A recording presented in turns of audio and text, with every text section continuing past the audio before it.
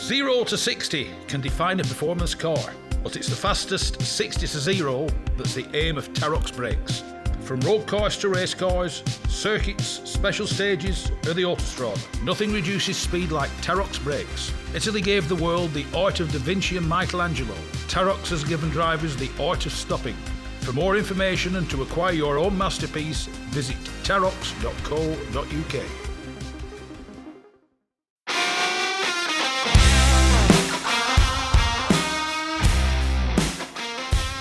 Yes, it's me, Mark Stone, and this is the Backseat Driver Podcast.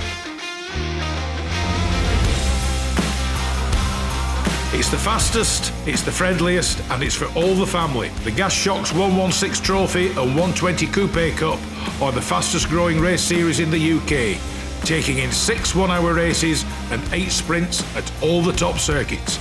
Visit 116trophy.com to find out more and get yourself behind the wheel.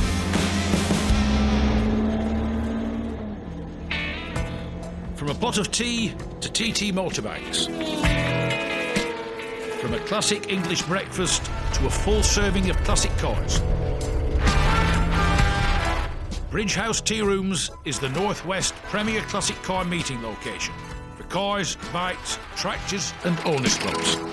So no matter what your automotive appetite might be, visit Bridge House Farm Tea Rooms on their Facebook page or call John and Alicia on 07980 444 221 for show details and to reserve your own table and parking space.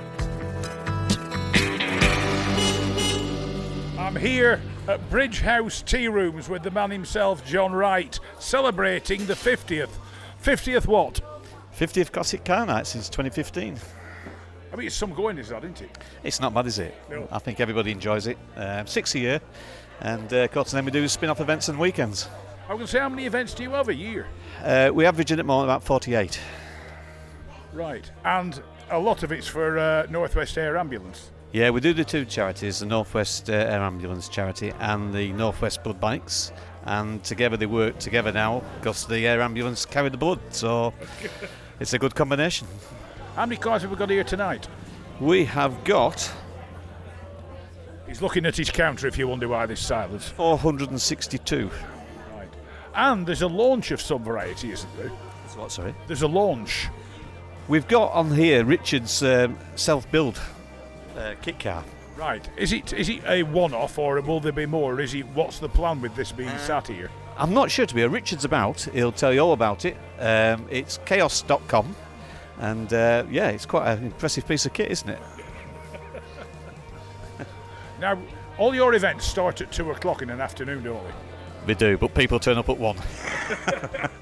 And they officially finish at 8, don't they? We do, but we don't course until the last person's gone. So which can be any time, really, can't it? Can be, and it could be. With being such a nice night, could be 8, 9 o'clock tonight, I would imagine.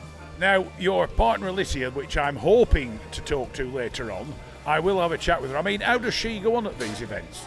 Oh, she loves it. Yeah, she loves it. Yeah. Well, it's the business, isn't it, at the end of the day? The farm produces the meat. The meat we sell in the tea rooms and obviously on the griddle tonight. And everything works together. She likes Goodwood. She works at Goodwood with us. And, she enjoys the cars and the bikes. So it's a good combination, really. John Wright, thanks very much for joining me here on the Backseat Driver Podcast, and as always, thank you for supporting the Backseat Driver Podcast. You're welcome. Anytime, Matt. Thank you. I'm here with Richard Little with his unique, maybe it might go into production, chaosmotorsport.com off-road buggy. Richard, welcome to the Backseat Driver Podcast here at Bridge House Tea Rooms. Thank you very much. Tell me about your off-road buggy. So it's entirely scratch-built buggy. It took 2 years to design. There's a full CAD/CAM model for it, all computer engineered. It then took best part 6 years to build, this is the second iteration of this version. It's now fitted with a Mark IV Golf GTI 20-valve turbocharged engine with a stage 1 tune. It is over-engineered by a factor of 10. Yeah. So yeah, it's basically built as a fun machine. There's been a lot of interest in it, I am. It was originally my hobby, and it still is my hobby. Yeah. But yeah, it's a fun machine. Do you use it a lot? Well, it's been back on the road now for 5 months since its complete rebuild with the engine conversion. I take it out whenever the sun shines. I mean, clearly with no doors and no windscreen, it can get a bit wild. But yeah, it's out whenever I possibly can. I mean, looking at it, it's like designed for Baja, things like that. Yeah, it's based on like an American sandrail kind of scenario. Yeah, so space frame chassis, all tubular. It's then upgraded, fully independent suspension, coilovers all around, that kind of thing. It's built to take on just about whatever you want, really. It's been off-road a few times in its previous guise. Is it four-wheel drive? No, this is a two-wheel drive. It is, although the engine's the back, it's actually classed as mid-engined because the gearbox is the furthest back component. Yeah. It's well balanced, handles extremely well, and is a great deal of fun. What inspired you to want to build it? I've been a petrol head, right, from day one, right, from a kid building little radio controlled cars, that kind of thing. So you decided you'd build a full-size one? Big full-size toy, basically, yeah, exactly, yeah. So, does it appear at any events apart from this? It's been at other shows. It's been at Wheels Up North. It's been at the VW show because we could kind of squeeze it in because it had a VW engine. But that's about it, really. It's going to get round a few more, I think, whatever shows I can take it to, really. And the other thing is, I mean, what's it actually? Is it classed as a Volkswagen, or how do you classify these toys? Right. So because this is purely a one-off. When I went to the DVLA to basically get it registered, to go through the IVA test and then register it after that, they refused to register it as me because you can't have a car manufacturer that's a person's name. So Chaos Motorsport was born. Unlike the Tucker Torpedo in America. Unlike the Tucker Torpedo, yeah. So basically, I had to become a single vehicle manufacturer to get it put through. But yeah, it went through a standard IVA test, which is like an MOT on steroids, and then it went through relatively easily, to be honest. So if you decided to build a few more, how would you go on? Quite straightforward, really. I mean, the computer model, I could do it as a kit form for somebody to sort of build up and put the donor parts into, or build the entire chassis and provide it as a rolling chassis, probably. It'll take the stock VW engine, which was used in multitudes of vehicles, so donor parts are easily available, and the rest of it is purely custom and is built like the proverbial tank. Right. And to a degree, you can then go and do what you want with it, really. Absolutely, yeah. I mean, you can see it's fitted with all-terrain tyres on it. It's hammered across fields, sand dunes, and all sorts of things in its previous guise, and that was with a smaller engine. Thanks very much for joining me, and thanks very much for bringing it this evening. Yeah, thank you very much. Lovely to talk to you. Right, I'm here with Alicia, who is the chef behind all this. How do you go on with these events? Well, luckily we've got a farm up the road where we make all our own sausage, burgers, it's all our own hog roast, so it's all our own stuff, so it's really good quality. And how much of it do you shift at these events? Well, on a good night you can shift quite a bit, but we're always prepared for it, so... Go on, seriously, how much? Because there's a hog roast and everything else. We have a hog roast, we have a barbecue on, we do chips, and then in the tea rooms we've got cakes, all our own made cakes. I mean, I'll be quite honest, how many piggies meet their demise for these? Well, it can be quite a few, if the weather's good. But you enjoy doing it? Oh, absolutely, love it, yeah. And the other thing is you work at Goodwood as well, don't you? We do. We've just come back from Revival, which was fantastic. The weather wasn't so good, but it was a fantastic weekend. And what do you do down there? Well, Jonathan works on the paddocks, and then last year I worked on a Cartier stand. All right. It's quite, yes, upmarket. Bit different. Doing what? Letting guests in, celebrities in, which is a bit different from flipping burgers tonight. Right, we'll let you carry on. Thanks very much. Fabulous, thank you. It's strange wherever I go, even in far-flung parts of Europe, there's always one face pops up. And it could be ex-radio show guest, the one, the only, Andy Lawton.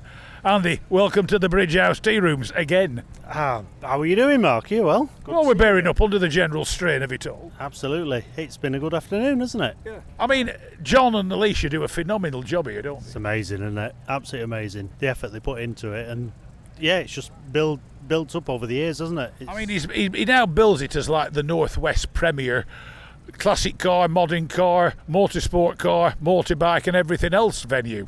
It's got to be, isn't it? It's a place to come. Yeah, and the bike nights, when you come to the bike nights, it's just the field's full, and they must be getting 1,000 bikes through.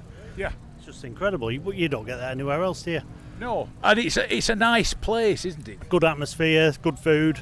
Yeah, can't fault it.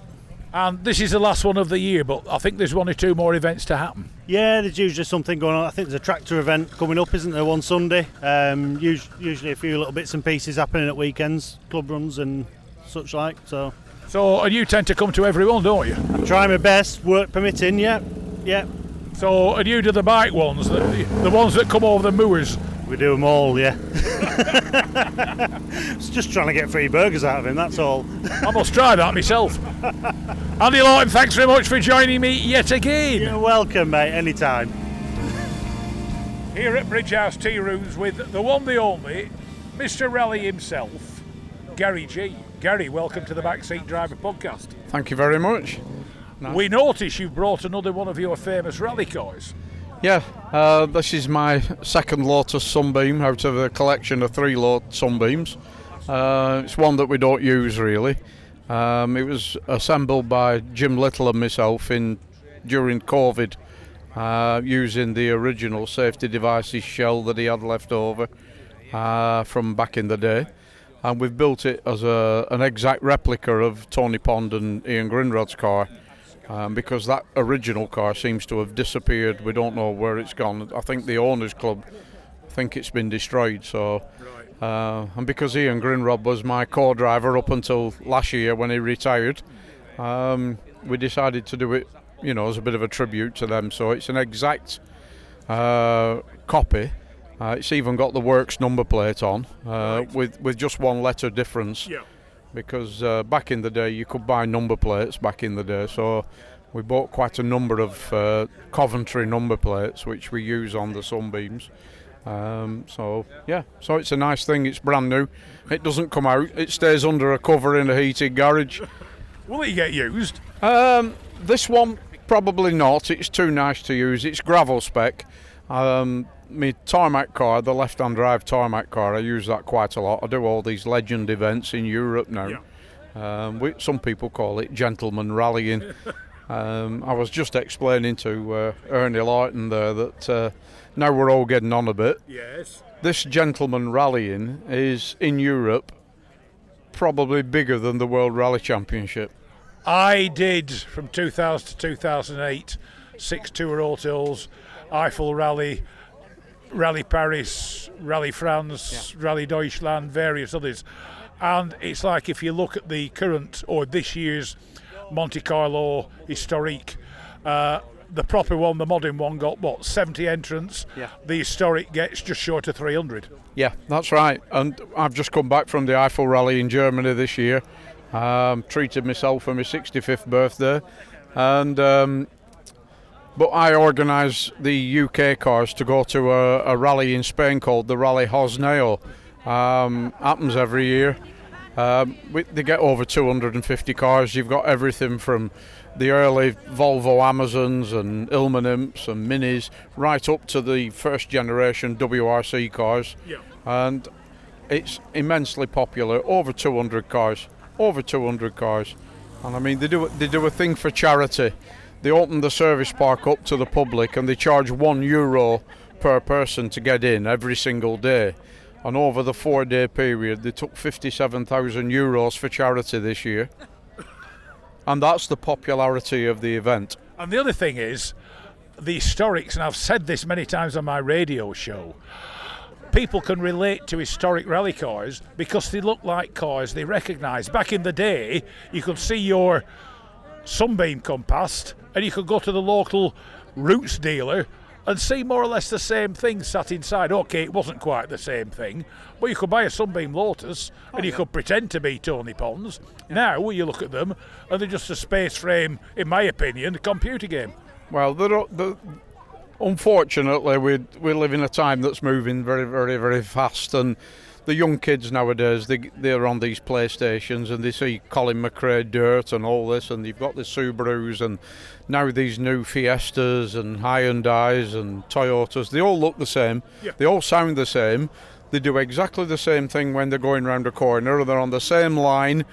If somebody steps out of a line, they crash the car. Yeah. Back in our day, when the Sunbeams and the Mantas and the Asconas, Escorts, things like that were rallying, you had loads of different works teams entering. Skoda, with the 130 Estelles winning their class every year. You had Volvo, Ford, Talbot, everything. I mean, they were all there, weren't they? Yeah, it were brilliant. And I mean, I remember the first time I went to the Rally Deutschland and I drove in front of Sebastian Loeb, who was car one in a Citroen. I had a Rothmans Manta in those days. When we came round the corner on the Panzerplatte stage, you could actually physically hear the people cheering because it was something different. Yeah. You were sideways, you were scrubbling for grip. You went through the stage, and it was just absolutely amazing. What a fantastic experience to do every single stage of the WRC in a Manta 400. Yeah. And then the year after I went back and did it in the Sunbeam, yeah. and we got the same reception. It was fantastic, What's brought you here tonight? Well, somebody in Clitheroe Car Club said to me, there's the last meeting on this year at Ray, bring one of your cars up. So I thought, right, well, I'll have an afternoon off work and come up. I have been before. I came up last year with the TR7 V8 that I had. Yeah. But I've sold that now to a gentleman in the south of France who's got a collection of about 5. Very nice. And him and his mates rally all 5 of them. So he flew over from France, bought the car, and I delivered it to south of France. Very nice. It were great, So I've just got the Sunbeams now. Yeah. And like I said, this one doesn't really see the light of day. It's absolutely brand new, proper full factory spec. It's even got a brass plaque on off Jim Little saying this is the last one. so that's a good advertisement in itself. So he had to retire after that. Gary G, thanks very much for joining me on the Backseat Driver podcast. Thank you very much. Been a pleasure to talk to you. I'm here with Greg with his Datsun 240Z, made to look like a Samurai, but it is still a full-blown rally car. Tell us a little bit about this one. A previous owner, a Maltese gentleman, owned this several years ago, and he did the Monte Carlo Rally Historic from Glasgow start, finishing both events, and then around that same time, 2013-14, he took this car back to Malta and did the Tarmac Medina Rally and won it outright in this car. Yep. I've modified another engine for it, keeping the historic engine as well. Mr. Paul Gardner at Scorton there, a lifelong friend, he modified this engine, bought it out 3.1 litres. So it's a bit bigger than the original? A lot bigger, yeah. It's 2.4 litres original. So it's 250 horsepower, 225 pound of torque. So you can drive it in 5th gear everywhere. It's very cammy, but it's powerful, as Mr. Gardner's engines always are. Do you do much with it? Do you rally it? So far, I've done a track day event at Three Sisters and blew the clutch up. Next year, I hope to do some demonstration runs up Barben Manor. I'm now in Kirby Longsdale Motor Club. So if I keep the car and myself in one piece, at 72 years old, fingers crossed. Yeah. What year is the Z? This one is a 1972, but it was registered 73. That's significant for historic purposes, apparently. Yeah. And do you enjoy driving it? Wonderful. Yeah, it's a labour of love. Love-hate, but generally I love it, even though people say, why don't you hate it now? But no, it's the hobby, isn't it? Gets to us all. I mean, it was Datsun's a successful attempt to come out with the equivalent of the E-Type, really, wasn't it? That's right, yes it was, and a copy of the GTO Ferrari, I think, it's got hints of that. Yeah, it's a successful car for Datsun. Not many of these left, the 240s. I mean, they were very successful on the endurance, like the safari rallies with these, weren't they? Talking to a couple at the last event here that personally know Yvonne Mater, Shaker Mater's wife. Well, I know Yvonne. Oh, do it, right, nice one, yeah. I also know Mike Wood, who accompanied Tony Pond in these. That's right. This roll cage in here was fitted by Tony Pond many years ago. Also, another story is people at this same event knew Noel Renault Altonen, Yeah. and they took some pictures of this to send back to him, you know, as a tribute car. So, yeah. But no, thanks very much for taking the time to talk to me. No, great, thank you, yeah, enjoyed the chat. I am here with Jason. who, at Bridge House Tea Rooms, has brought an extremely unusual little three-wheeler that happens to be his daily car. Tell us about it. It's called a Replicar Cursor. There's only about an estimated 100 ever made. They built them for 2 years, between 85 and 87. They were built to try and get 16-year-olds on the road in cars rather than on a moped. Yeah. Now, at the time, mopeds were costing around £1,000. These were 2,200. Right. They didn't sell many. I'm going to say it won't work, will it? That's why they didn't work, because they were just charging too much.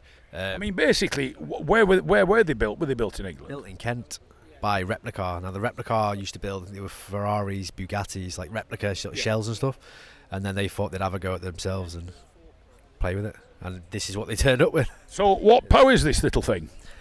It's meant to be a 50cc, but I may have put an 80cc in it to get a little bit quicker. Does it improve it? It does 50 mile an hour, which is absolutely petrifying. I've done 50 all of 4 times, and I picked my time to do that. Yeah. And you use it as a daily driver? Yeah, take it to work, take it to the shop, everything. You get to take the dog out to the beach in it, yeah. He's a bit big for it, so he's... So, do you have besides the dog, do you have any other passengers? It can take 2 people. There's only 10, about roughly 10 of the 2-seater versions like this one made. But I've had a couple of passengers before, and they are snug. You become best friends real quick. You know, you touch legs. And what's the reaction off a passenger? Excitement, fear, you know, a whole mix of emotions. Potential death, you know, you kind of sort of going, well, today might be the day. So how old is it? It's 87, so it's number 66.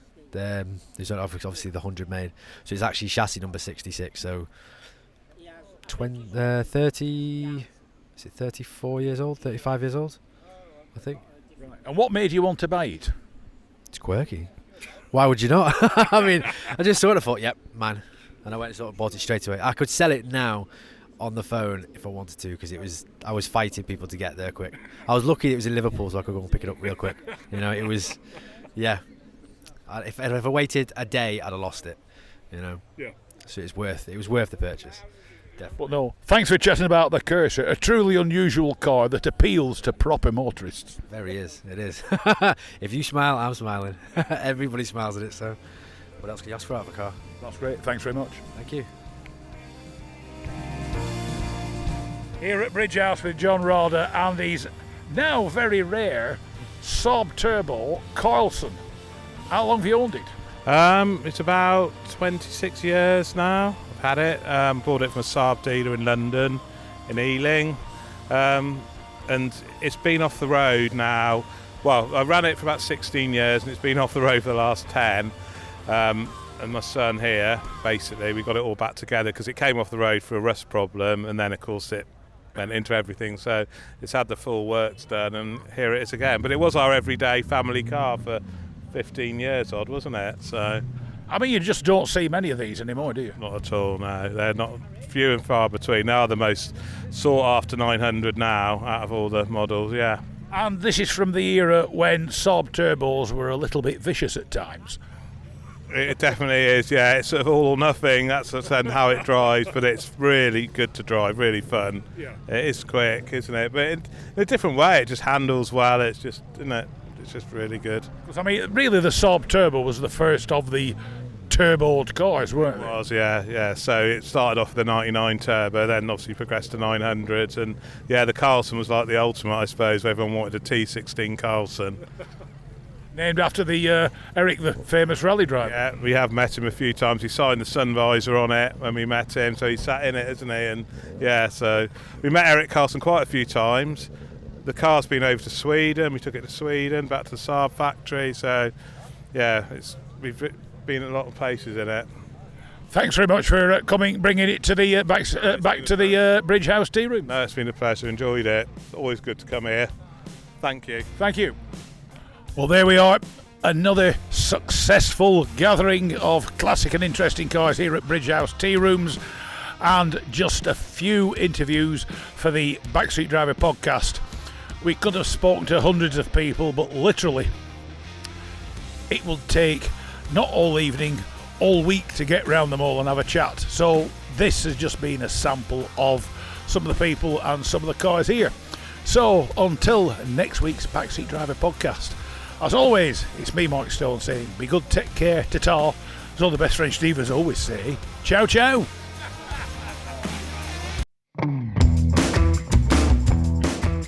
Rarely beaten on price, never beaten on service. Whether it's cars, bikes or commercials, Hodder Tyres are the best in the business. And when it comes to tyre expertise and advice to supplying the correct tyres for your vehicle's specific requirements, nobody comes close to David Lakin and the Hodder Tyres team. So give them a call on 01200 613 192 or visit the website at hoddertyres.co.uk.